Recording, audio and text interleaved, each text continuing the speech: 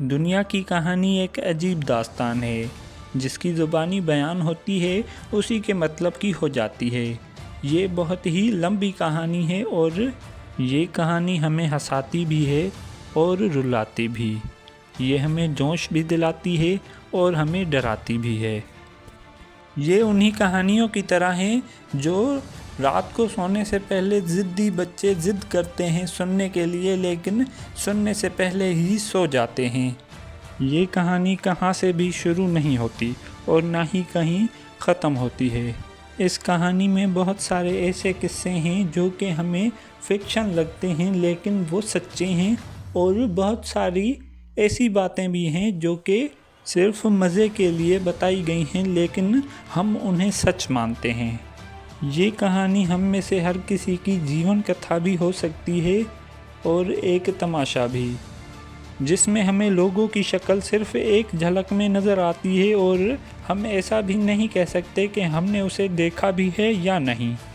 تو میں اس کہانی کو کہاں سے شروع کروں جس کی کوئی شروعات ہی نہیں ہے، یا وہاں سے جہاں سے یہ دنیا بنی، یعنی کہ کب سے؟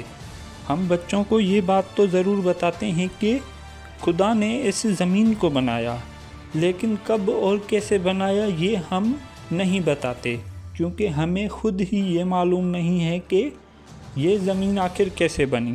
یہ سوال صدیوں پرانا ہے اور ہر زمانے کا انسان اس سوال کا جواب دینے کی کوشش کرتا ہے۔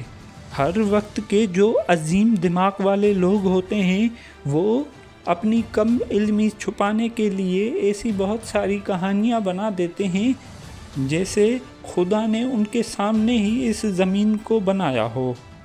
آج کے جدید سائنسی دور میں ہمیں یہ بتایا جاتا ہے کہ ہماری زمین سب سے پہلے ایک آگ کا گولا تھی جس میں آگ جلتی رہتی تھی۔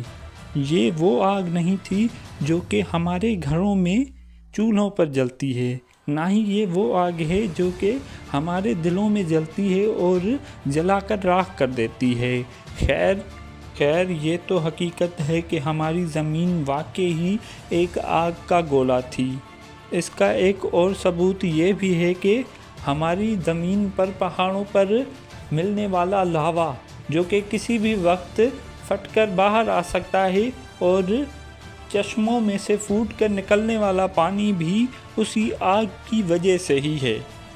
اس کے علاوہ ہزاروں نہیں بلکہ لاکھوں ایسے آگ کے گولے ہمارے آسمان میں پھیلے ہوئے ہیں جو کہ سائز میں بھی ہماری زمین سے سینکڑوں گنا بڑے ہیں، اور ان کے اندر ہماری زمین سے بھی بہت زیادہ پہلے سے آگ جل رہی ہے اور اب تک نہیں بجھ رہی۔